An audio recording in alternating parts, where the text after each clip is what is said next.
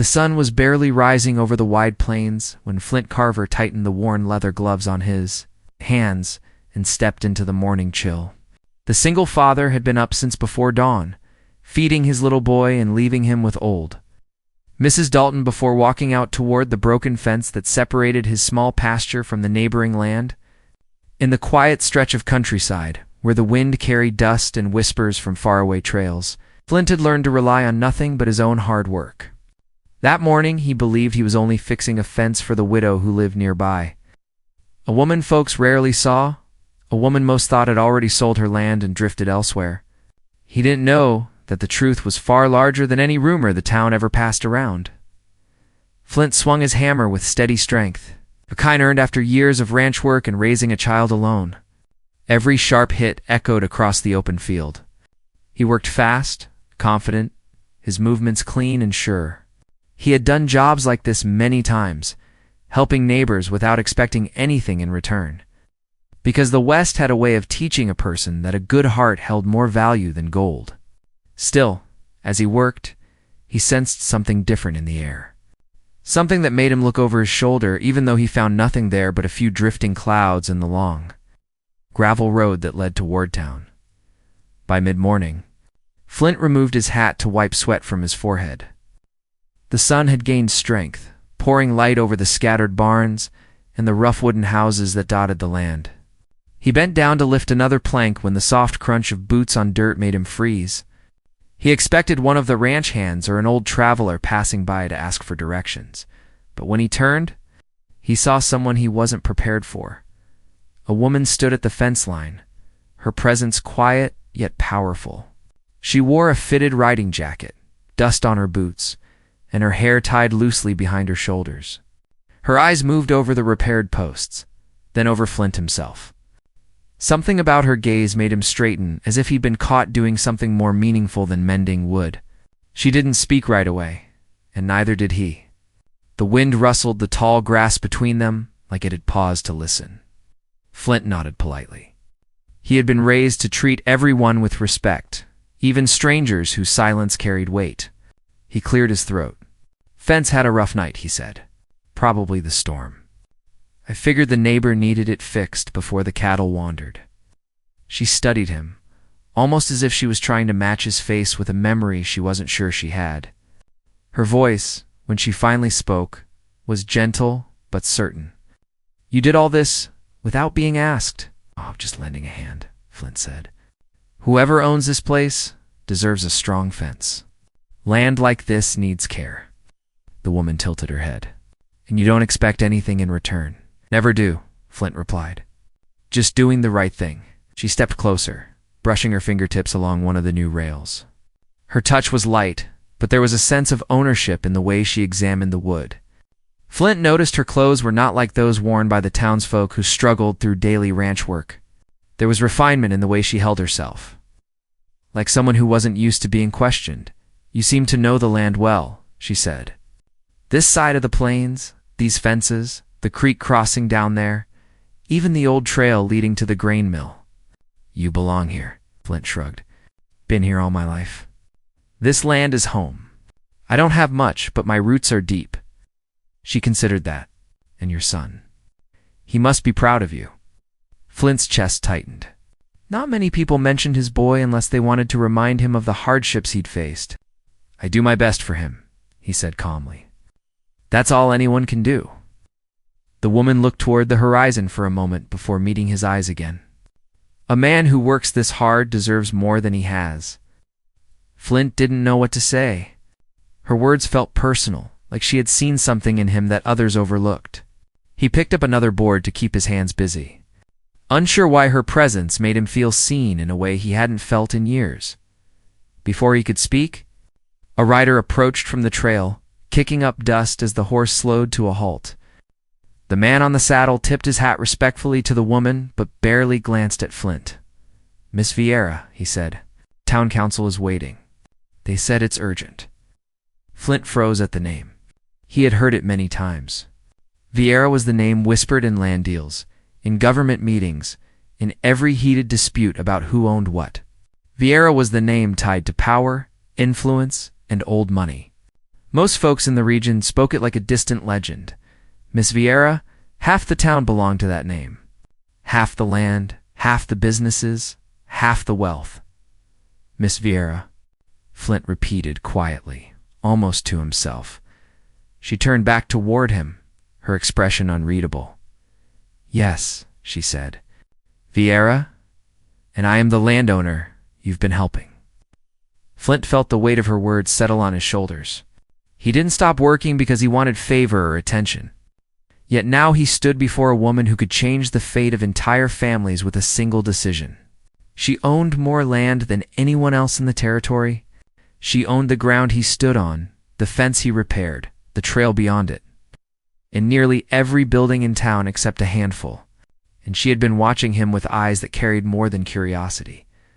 Flint opened his mouth to apologize for working without permission, but she lifted her hand softly. You don't need to explain, she said. A man who works from the heart never needs permission. Her gaze stayed on him a moment longer, and Flint felt something shift in the air between them. Not romance, not desire, but an invisible thread of fate pulling tight. The rider waited impatiently. Miss Vieira, they're expecting you. It's about the northern acres. She nodded, but didn't take her eyes off Flint. I'll be there soon. The rider hesitated before turning his horse back toward town. Flint tried to gather his thoughts. I didn't know who you were. I just wanted to help. I needed to see who you truly were, she replied. People treat me differently when they know my name. But you didn't.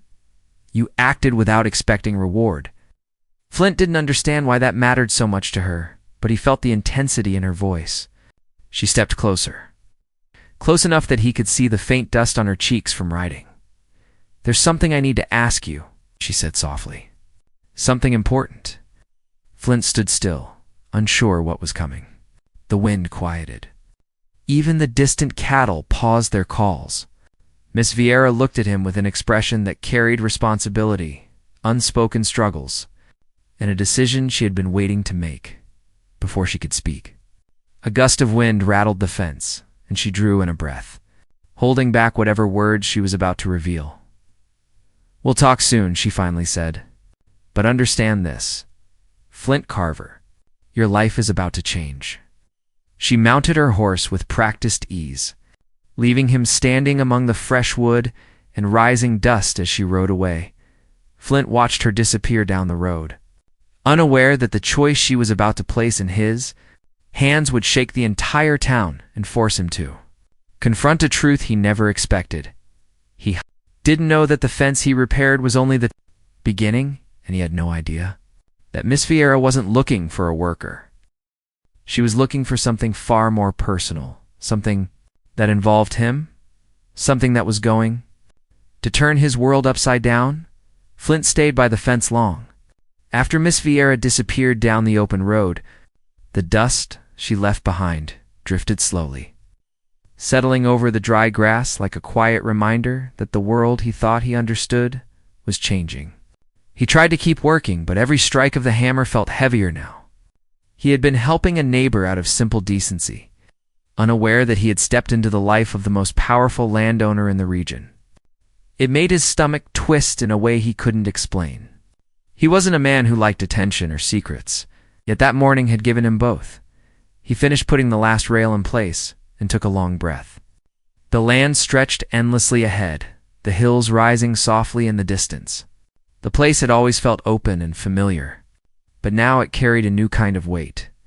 He found himself replaying Miss Vieira's words. Your life is about to change. There had been something in her tone, something that wasn't meant for anyone else but him.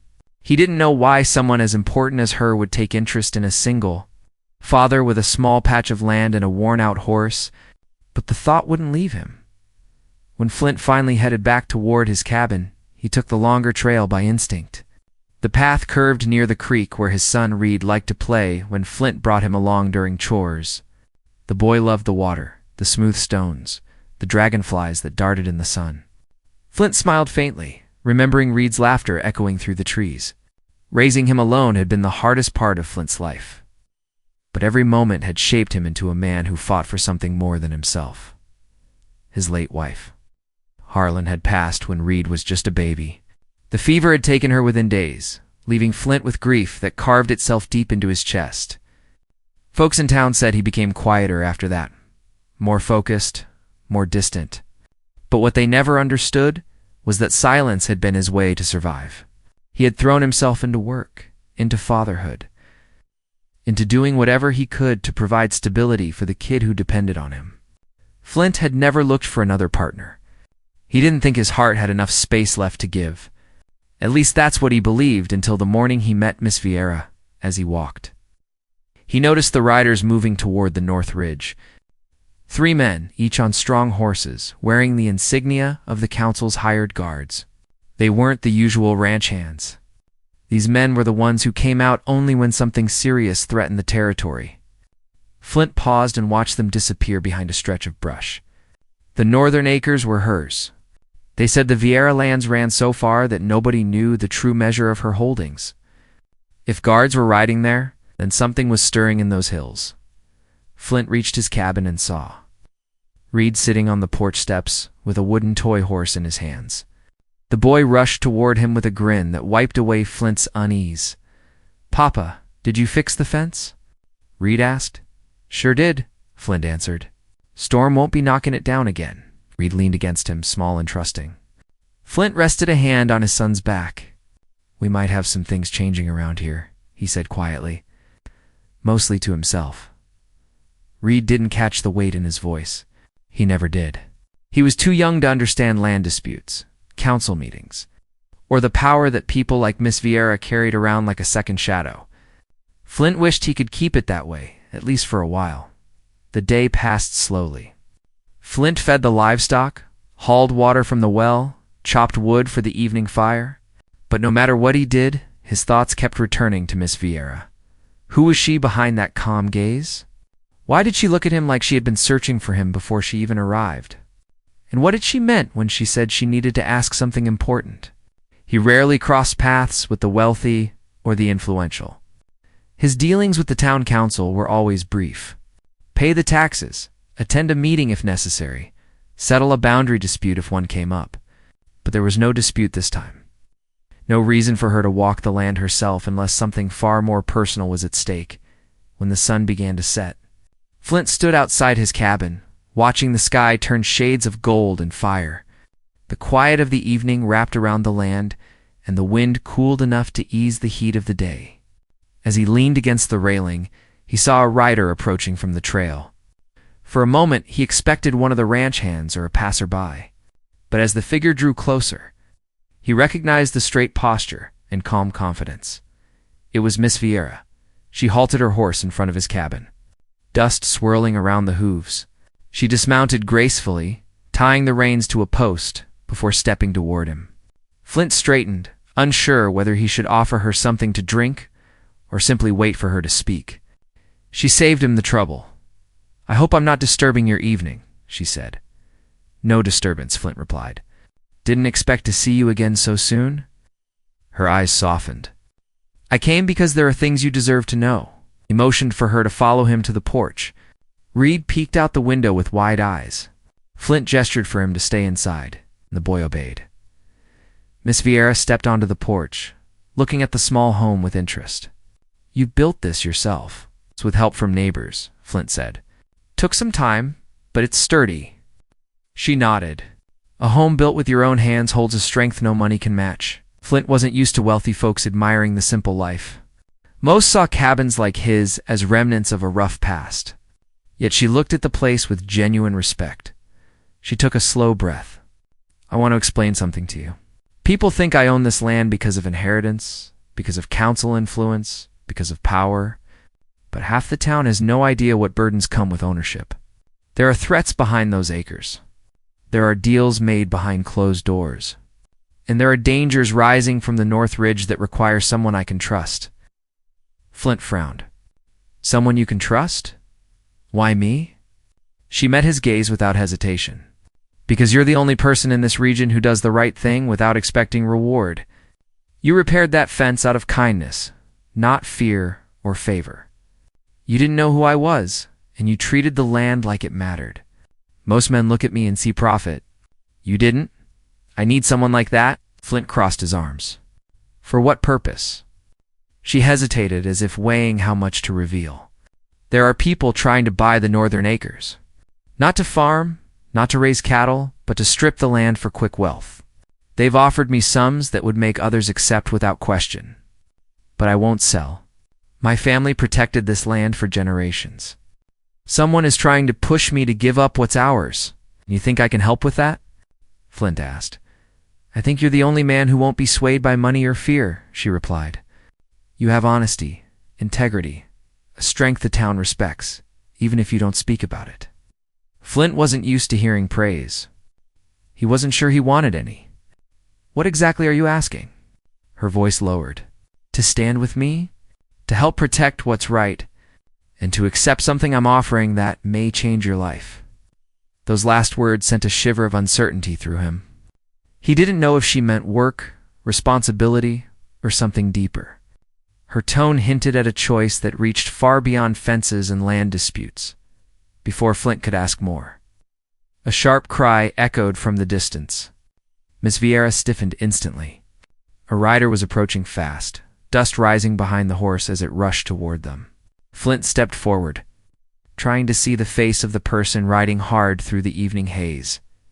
Miss Vieira grabbed Flint's arm, tension gripping her voice. This isn't good. I know that horse. The rider reached the cabin in seconds. Nearly falling out of the saddle, his words came out breathless. Miss Vieira, they've moved in. Men from the Northern Trail. They're already on your land. Flint felt the air tighten around them. The peace of the evening shattered. Miss Vieira turned to Flint with urgency in her eyes. This is what I meant. And now, Flint Carver. The choice is here. She wasn't asking him for a small favor. She was asking him to step into a fight that could reshape everything, and the night had only just begun. Flint did not waste a second. The rider's warning still hung in the air when he stepped off the porch and untied his horse. His hands moved fast, but inside he felt a slow burn of anger. Men were already on the northern land, crossing lines as if fences and boundaries meant nothing. Miss Vieira stood on his porch with her jaw set tight, the fading light outlining the sharp strength in her features. The quiet land of the single father and the powerful landowner had just turned into a battleground. Take me there, Flint said to the rider. Right now. The rider, a lean man with sharp eyes, nodded. Name's Colt Maddox. I work the eastern herd for Miss Vieira. I saw them come in. They are not simple ranch hands. Flint told Reed to stay with Mrs. Dalton until he came back. Reed clung to his leg for a moment, sensing trouble without understanding it. Flint knelt, resting a rough hand on the boy's shoulder. I'll be back before the stars are high. Be brave for me, Reed nodded. But his wide eyes followed his father with a fear he tried hard to hide. They rode hard toward the northern acres, their horses pounding the dry ground. The plains stretched out around them, broken only by low hills and scattered scrub. As they neared the ridge, Flint saw unfamiliar wagons, stacks of timber, and men moving with purpose. The air carried the metallic echo of hammers and shovels instead of the usual quiet of cattle and wind. This was not simple trespassing. This was a plan. Miss Vieira slowed her horse as they approached. She raised a hand, signaling them to stop behind a rise of earth. From there, they could see everything. Rough tents had been thrown together. A new line of stakes marked the ground, as if someone intended to carve it into smaller plots. Men with rifles slung across their backs guarded the area, watching the hills with suspicious eyes. At the center of the activity stood a tall man in a clean coat and polished boots, his hat tilted low and his stance relaxed, as if he already owned the place. That is Darius Clay, Miss Vieira said quietly. He calls himself an investor. I call him a vulture. Flint watched as Clay spoke with a foreman pointing toward the hills as though the land were his personal map. The men laughed, but it was not the laugh of simple workers. It was the sound of people who believed they were protected by something larger than the law. Without waiting for permission, Flint urged his horse forward. Miss Vieira followed, Colt close behind. The guards noticed them at once and shifted their rifles, though they did not raise them. Clay turned slowly, his eyes narrowing as the riders approached. Well now, Clay said, voice smooth. Miss Vieira herself. I thought you might come strolling by once you heard progress had begun. This is my land, she answered. You have no right to be here. Clay smiled, but his eyes stayed cold.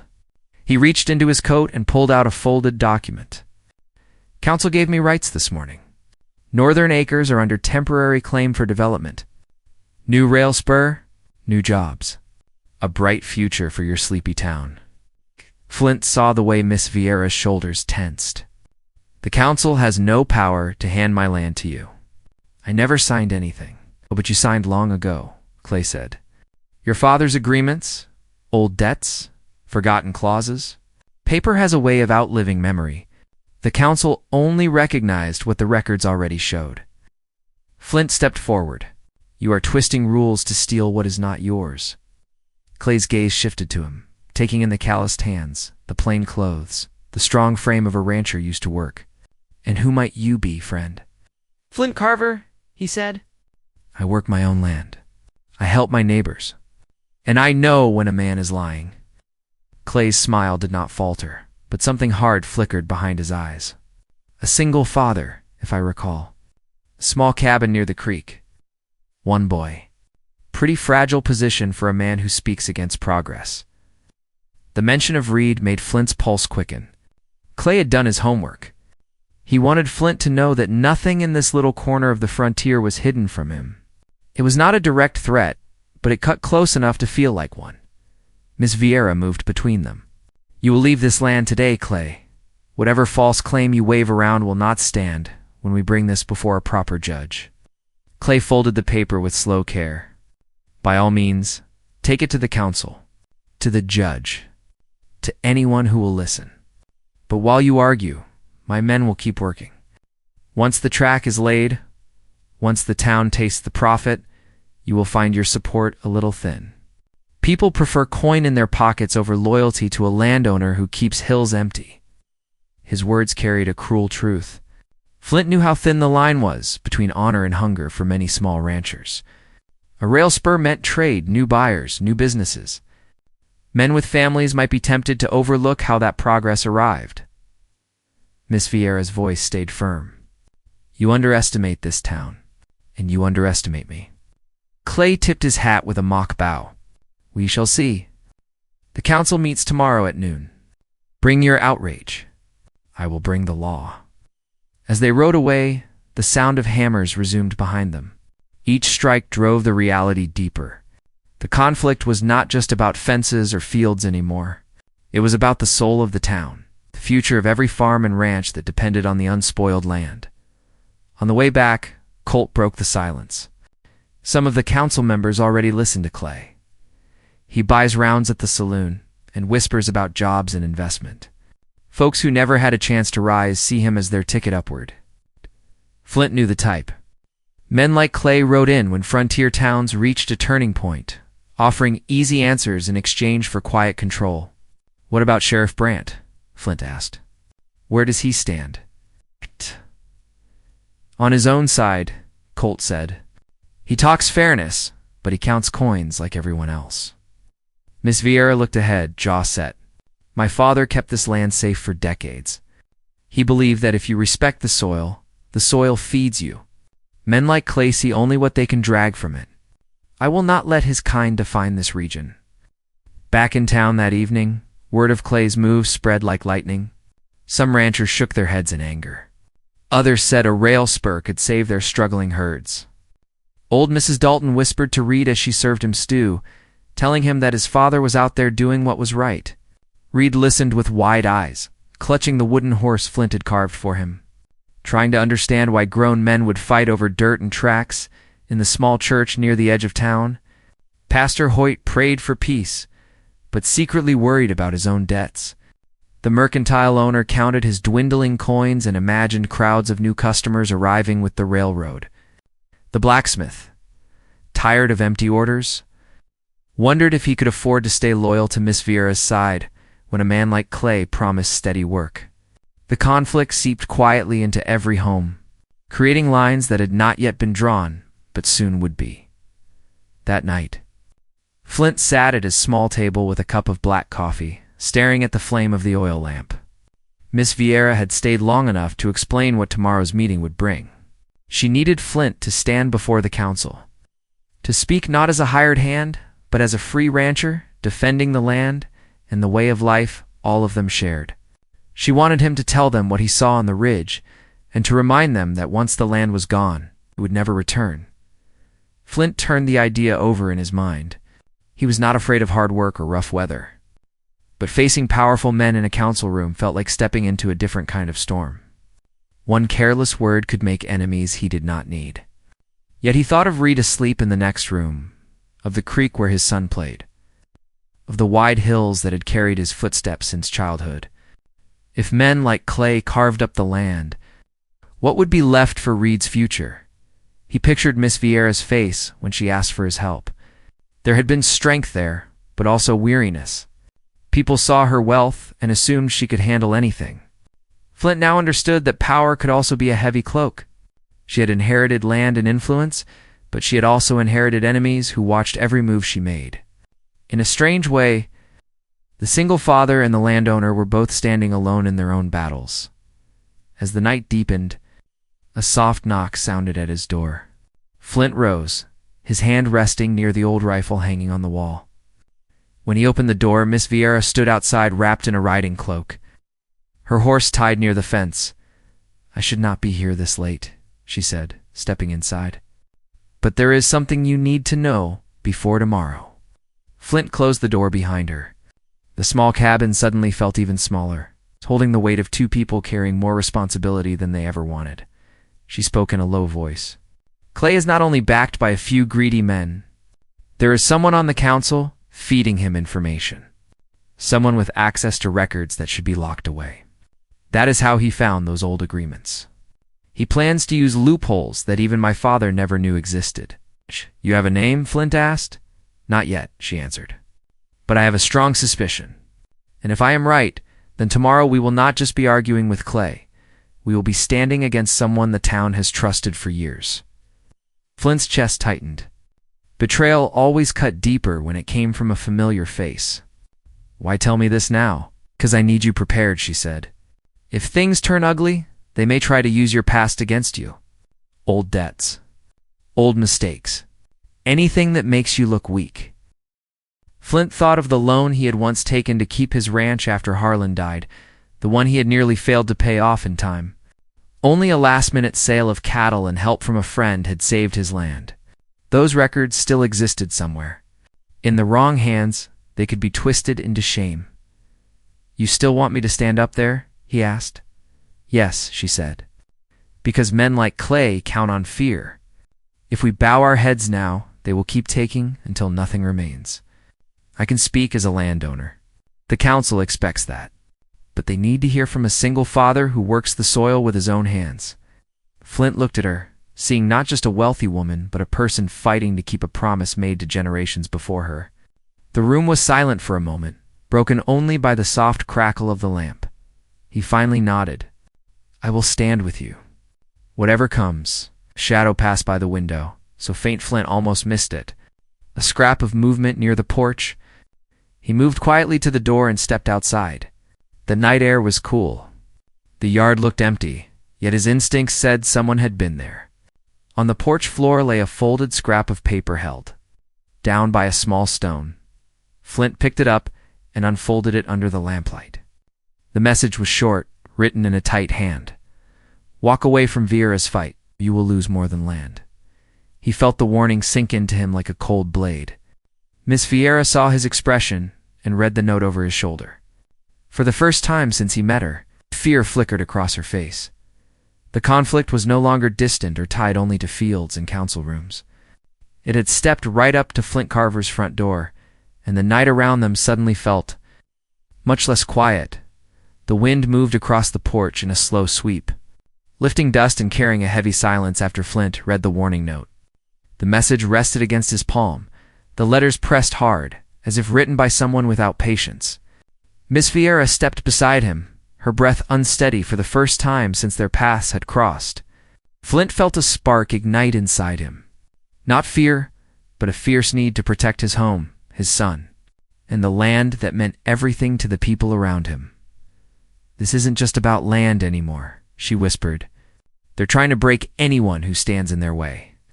Flint folded the note and tucked it into his pocket. Then they picked the wrong man to scare. Miss Vieira looked at him with something like gratitude. But beneath it was the weight of responsibility she had carried for years. Flint knew she was strong, but even strong hearts could be pushed to their limit when powerful men aimed to crush them. "Tomorrow changes everything," she said. "If the council rules in Clay's favor, the hills fall, the rail comes in, and the families who built this place lose their ground." Flint glanced toward the small room where Reed slept. He thought of the creek where the boy ran barefoot, the wide fields where he learned to ride, the quiet mornings they shared. "I won't let anyone take what belongs to us," Miss Vieira nodded and headed toward the door. Before she stepped into the night, she paused. "Be careful, Flint. They're watching you now." He stood there long after her horse disappeared into the darkness, the warning note burning like a coal in his pocket. The night felt heavier than usual, the shadows deeper. It was the kind of night when even the crickets hushed their songs. As if the land itself knew danger was near, Flint slept lightly, rising before dawn. He found Reed stirring in his small bed and kissed the boy's forehead before stepping outside. The horizon glowed faintly, and the cool morning air wrapped around him. He saddled his horse and rode toward town, knowing the council hall would fill fast. Word spread quickly in places like this, and every rancher, blacksmith, trader, and mother would want to hear what the council decided about the northern acres. As Flint approached the hall, he saw horses lined along the fence, their breath misting in the morning light. The people gathered in clusters, talking in urgent tones. Some nodded at Flint as he walked past, offering silent support. Others glanced away, unwilling to take sides. He understood. Men with families feared losing what little they had. Clay promised prosperity. Miss Vieira promised preservation. Flint was stuck in the center where the truth usually stood. Inside, the hall buzzed with tension. Sheriff Brandt leaned against the wall with his arms crossed, watching the crowd through narrowed eyes. He gave Flint a curt nod, but the sheriff's expression remained hard to read. Council members sat at the front, shuffling papers, whispering to each other. A few wore guilt on their faces. Others looked eager, almost hungry, as if they waited to be part of something profitable. Clay arrived moments later with a calm confidence that made Flint's skin crawl. He walked through the hall like he already owned every inch of it, smiling at people who instantly lowered their eyes. 2 of his men followed him, scanning the room with the casual arrogance of men who believed nothing could touch them. Miss Vieira entered last. The crowd parted without being asked, not from fear but respect. She carried herself with quiet strength, shoulders straight, posture sure. Her eyes scanned the room until they found Flint. She gave him a small, steady nod. The council meeting began with formalities, but everyone knew it was only a thin wall separating them from the explosive argument to come. Councilman Rudd, a gray-haired man whose voice often wavered under pressure, cleared his throat and held up Clay's document. "We have a claim presented by Mr. Clay regarding the northern acres," Rudd said. "He believes the land belongs to his company based on past agreements." Ms. Vieira stepped forward. "Agreements forged through confusion, hidden clauses, and motives I intend to expose. This land was entrusted to my family. It feeds the town, shelters the herds, and stands as the backbone of our region." Clay smiled faintly, leaning on his polished cane. "I want progress," he said. "A rail line bringing new business, new families, new opportunities. Miss Vieira wants untouched hills and quiet fields. That sounds noble, but nobility doesn't feed children or pay debts." Flint stepped forward, drawn by a fire he didn't bother hiding. The room fell into silence. He wasn't a councilman or a wealthy rancher. He was a man who worked the soil with his own hands, and his presence held more weight than he realized. "You say progress," Flint said, his voice firm. "But what you call progress is taking land that isn't yours and turning it into profit for yourself. You didn't see those hills at dawn when the cattle graze. You didn't see the children playing near the creek or the ranchers who rely on those acres to survive. You look at this land and see numbers. We look at it and see home. Murmurs filled the hall. Even those who leaned toward Clay felt the truth in Flint's words. Clay studied him. You speak well for a man with so little. Perhaps you should consider a place in my company. A foreman's job, good pay. A future for your boy. Flint's jaw tightened. My future is not for sale. Clay's smile thinned. Everyone has a price. Not me, Flint said. Miss Vieira stepped beside him. And not this town. Before Rudd could respond, a councilman named Hodge rose from his seat with an expression that betrayed nervousness. We received information, Hodge said. Documents from the record office. Some claim Miss Vieira's ownership is incomplete. Miss Vieira stiffened. That is a lie. Hodge lifted a trembling hand. The documents came from someone with access to restricted files. Flint's gut twisted. The traitor within the council was about to show his face. Clay turned toward the back of the room. Show them. The doors opened, and a man stepped through, carrying a leather-bound ledger. The crowd gasped.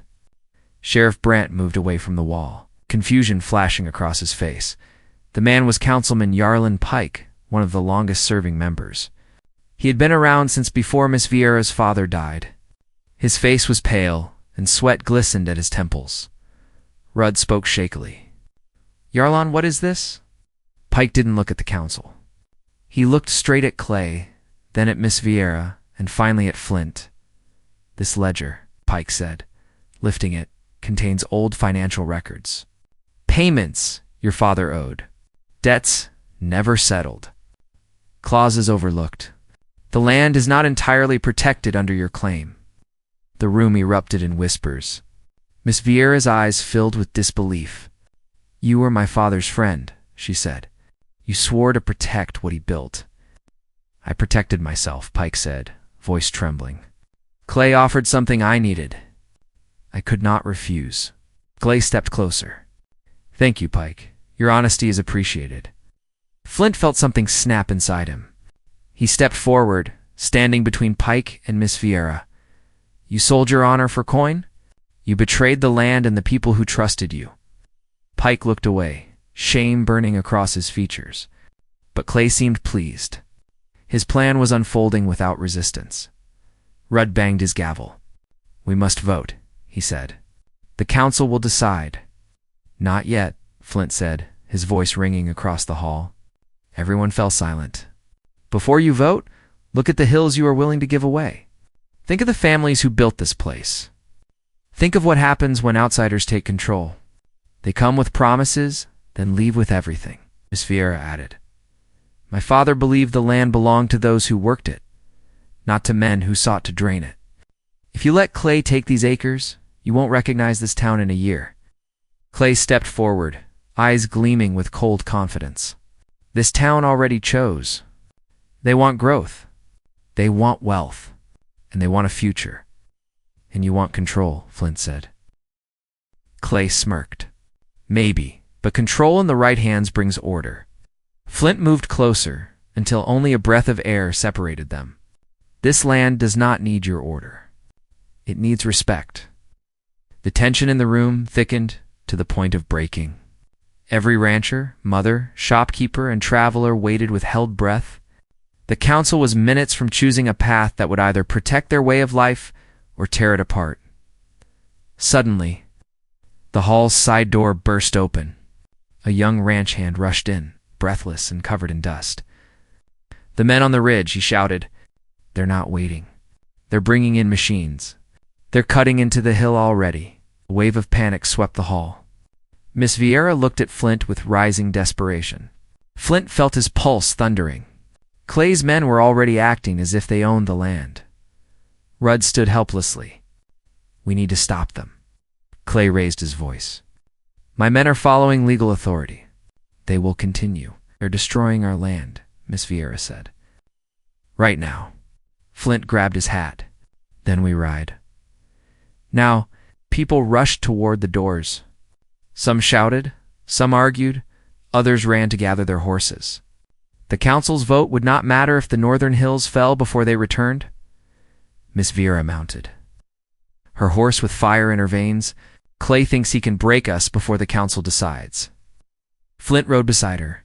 Then we show him this land isn't his to break.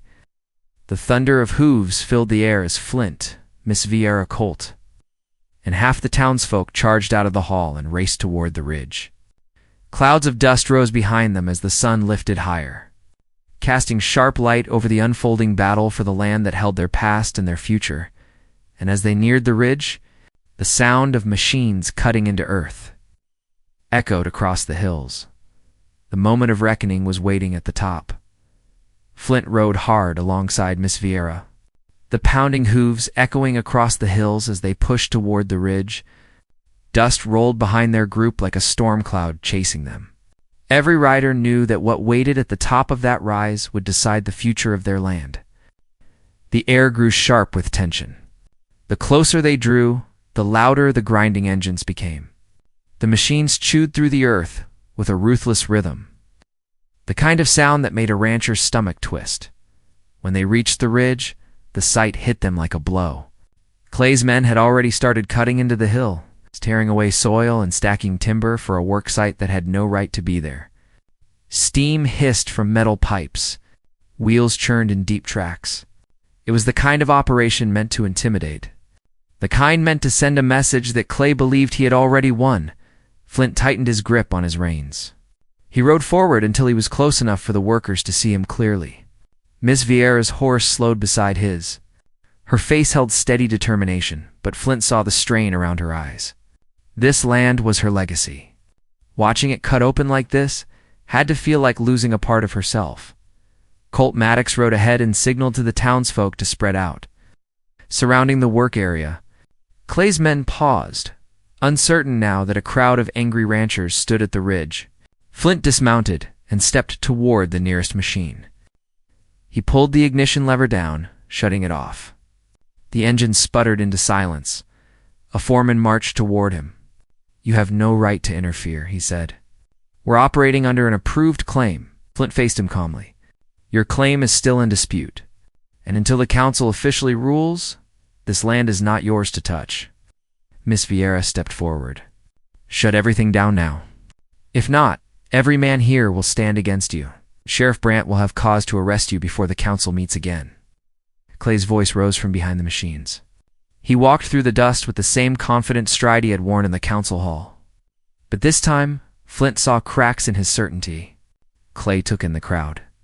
He saw ranchers, storekeepers, mothers with their children, blacksmiths with soot still on their faces, and elders who had watched this land change through more seasons than most could count. They stood shoulder to shoulder, forming a wall of determination. "This is foolish," Clay said. "You can stall for a day, maybe two, but it changes nothing. The council will rule in my favor. The railway investors are already waiting for the signal. You can't fight the future." Flint stepped toward him, his voice steady. "The future doesn't belong to men who steal land. It belongs to the people who keep it alive. Every field, every ridge, every small creek belongs to families who work from sunrise to moonlight. You cannot erase that just because you hold papers nobody else saw." Clay's jaw tightened. "You speak for emotion, not law." "Then let the council settle it before you destroy another inch of ground," Flint said. "If you believe the law is on your side, wait for the ruling." Clay's foreman hesitated. He looked back at the men and the crowd gathered around them. One by one, Clay's workers shut off their machines. The engines died slowly until only the wind moved across the ridge. Clay saw the shift. His grip tightened on his cane. "You think this ends here?" Clay said. "But money always wins." Miss Vieira faced him. "Not when a whole town chooses honor over gold." Clay opened his mouth as if to argue, but a sudden commotion rose from behind him. Sheriff Brandt and two deputies arrived from the trail with stern expressions. Brandt surveyed the ridge and turned his attention to Flint and Miss Vieira. "The council called an emergency session," Brandt said. "They want both of you present, immediately." Something about the ledger Pike brought in. Clay froze. He hadn't expected that. Flint and Miss Vieira exchanged glances. "Let's go," she said. The ride back to town was different than the frantic charge up the ridge. The townsfolk rode behind them, united, steady and silent. Clay rode too, flanked by deputies who didn't bother hiding their suspicion. Pike was waiting outside the council hall, with his head lowered, his hands wringing together nervously. Inside, the council members stood around the large table, papers spread in front of them. Councilman Rudd motioned Miss Vieira and Flint forward. "We examined the ledger," Rudd said. "We found irregularities. Large payments missing. Entire pages rewritten." And Pike confessed that Clay pressured him to forge some of the documents. Miss Vieira took a step forward. "You forged records," she said to Pike. "You tried to destroy what my father built." Right. Pike raised his trembling hands. "I was desperate. Clay knew about my debt. He promised to clear it. I wasn't strong enough to say no." Flint spoke quietly. "A man can fix a mistake if he admits it before it ruins everything." Rudd cleared his throat. "Based on the false documents, the council votes to invalidate Clay's claim. The northern acres remain under Miss Vieira's rightful ownership. The council apologizes for the confusion." Relief washed through the room. Flint saw Miss Vieira's shoulders lower, as if someone had lifted a massive weight off them. Some council members looked ashamed. Others looked relieved. Even Sheriff Brandt offered a small nod. Clay didn't speak. His face darkened, rage burning beneath the surface. Deputies stood close, ready to restrain him if needed. Rudd continued. "We also moved to press charges against Darius Clay for forgery, coercion, and unlawful encroachment on protected land." Clay took a step back. "This town doesn't know what it just destroyed. I could have brought wealth here." Flint met his eyes. "We'll build our own future, without taking from others." Sheriff Brandt nodded to his deputies. "Take him." As they escorted Clay out, the hall filled with murmurs. Some people were shaken. Others were relieved. The danger that had hung over them for weeks had finally lost its grip. Outside, people gathered around Miss Vieira and Flint. Colt Maddox clapped Flint on the shoulder. "You stood strong," he said. "Town won't forget that." Old Mrs. Dalton arrived with Reed in hand. Reed ran straight to Flint, hugging him tightly. "Papa, are we safe now?" Flint lifted him. "Yes, son, we're safe." Miss Vieira watched them with a soft expression. She stepped closer. "You fought for more than my land today. You fought for the heart of this town." Flint lowered Reed and looked at her. "You stood for it long before I did." She smiled gently. "Maybe we stood for it together." Weeks passed and the ridge healed. The machines were hauled away. The land grew quiet again, as though the hills themselves could breathe freely once more. The council publicly declared the northern acres protected. Clay's influence vanished as quickly as it had appeared. Flint continued working his ranch, but something had changed. Neighbors came by more often. Folks greeted him with respect that ran deeper than simple kindness. Reed played with new friends who visited from nearby homesteads, and his laughter carried across the fields like a gift. Miss Vieira visited often, sometimes on horseback, sometimes on foot, if she wanted to walk the land. Flint didn't question the comfort that settled between them. It was natural, warm, and unforced. When she came by one afternoon with fresh supplies and a rare smile, Flint knew something had shifted permanently. "I've been thinking," she said as they walked along the fence he had repaired months earlier. "My father left more than land behind. He left a responsibility to protect this place. And I don't want to carry that alone anymore." Flint studied her quietly. "You don't have to." She looked at him, steady and sincere. "I know. Not anymore." Reed ran ahead of them, chasing a grasshopper, his laughter echoing across the open plain. The sky stretched wide and bright. The land looked peaceful, stronger than before. It's almost as if it had been waiting for this moment. Flint reached out and rested his hand over hers. She didn't pull away. The single father and the landowner who once seemed worlds apart now stood side by side, watching a future that finally felt secure. The town healed. The hills stood untouched. And the land that brought them together remained a promise of what can happen when courage meets loyalty. Their story had begun with a broken fence, but it ended with a whole community rising, a land saved and hearts finding strength in one another and under the wide western sky. That was the happiest ending any of them could ask for.